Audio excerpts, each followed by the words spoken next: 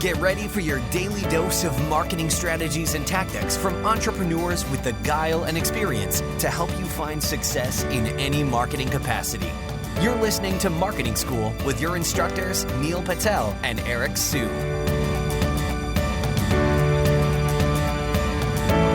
Welcome to another episode of Marketing School. I'm Eric Sue.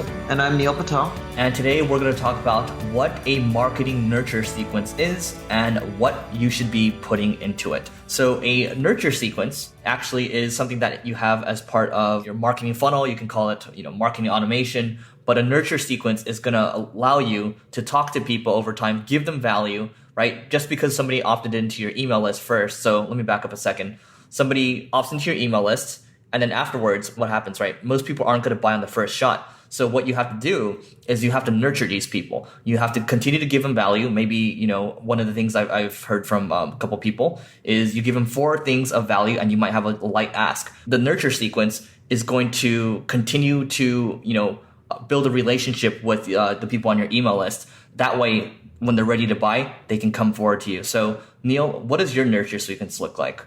Sure. My nurture sequence is you opt in. I then try to get you to join a webinar. From there, I try to get you to watch a 2-hour webinar. And the reason being is that way I build an emotional connection with you. So that way we build a relationship. You get to know me. I get to know you. I try to help you out for free. You gain some value. Then after you've gotten some value, then I pitch you on buying products and services that are lower price points, like $1,000. And then from there, I try to get you to become a lead. And the leads will sell them on anywhere from $5,000 to $10,000 a month in reoccurring packages. The nurture sequence I put together about a year or two ago. So because I've had so many podcast episodes for Growth Everywhere, these stories are evergreen. So they fundamentally will stick forever because Neil's story, his starting out story is never going to change. So I put a lot of these in there, right? So one of the titles I have in there is how Neil Patel spent $30,000 on a piece of content and gave it away for free. And you just continue to have stories like this with good headlines, such as how Derek Halpern built his email list of 300,000 people. But people on my list, they're interested in growing their business. They're interested in marketing. So I'm just going to keep sharing this stuff over and over. And I've recorded well over 200 episodes now. So why not? Why don't I just keep sharing this content? And every now and then I might push them into a webinar, or I might say, hey, check out some of our case studies too.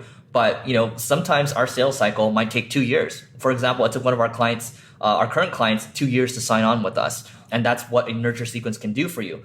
And what's good now is we actually did this a couple of weeks ago. We had our funnel, our nurture sequence audited. What we're able to do with Drip now, Drip basically will allow us to people an email. So what we do is we have a certain segment of important emails. So the webinars are really important to us, and driving people to case studies is really important to us. And we have a second webinar that's really important to us too. So we make a list of our most important emails because most nurture sequences are only going to send these emails once and then people will never see it again. So what we do now is people opt in, then we're going to push them the same email over and over for, the first month or so.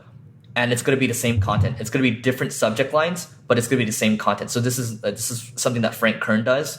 And then afterwards, after they click on it, they open it, they're going to be moved to the next one. And they're going to be sent the same email over and over and over for 5 times. And then it's going to move to the next one. And we keep doing that over and over until they see all of our important emails. That way, we're going to see more conversions for our most important things. So for example, Neil's trying to drive his advanced marketing program, or he's trying to drive more consultation leads. Doing something like this is going to allow him to do that. If you want access to Drip, you can go to growtheverywhere.com/drip. Neil? The biggest thing that I learned when it comes to creating nurture sequences, and I learned this from Frank Kern, I would always think that you have to have the best copy. It's not about having the best copy, and don't get me wrong, I'm not saying that means you can write crap copy. But what I did learn from him, this was my most important lesson, was it's all about the sequences and figuring out where the holes are. So with your nurture sequence, if someone doesn't open up the email, what would you send them? Or if they open up and they click and they don't buy, what do you send them, right? It's all about figuring out what to send where, and that will have a bigger impact on your revenue than if you focus on optimizing the copy.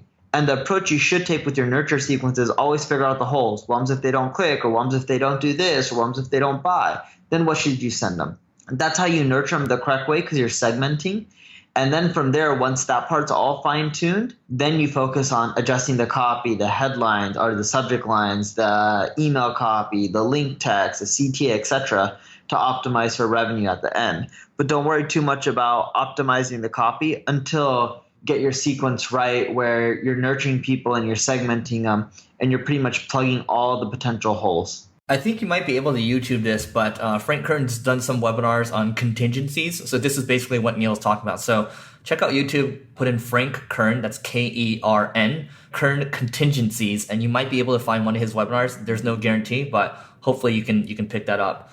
On my side, when it comes to marketing nurture sequences, I don't think there's much more to add around that. What I would also recommend is checking out some of Russell Brunson's stuff too. He's got some good stuff around marketing automation and marketing nurture sequences. So that's it for today's episode of Marketing School. We'll see you tomorrow. This session of Marketing School has come to a close. Be sure to subscribe for more daily marketing strategies and tactics to help you find the success you've always dreamed of. And don't forget to rate and review so we can continue to bring you the best daily content possible. We'll see you in class tomorrow, right here on Marketing School.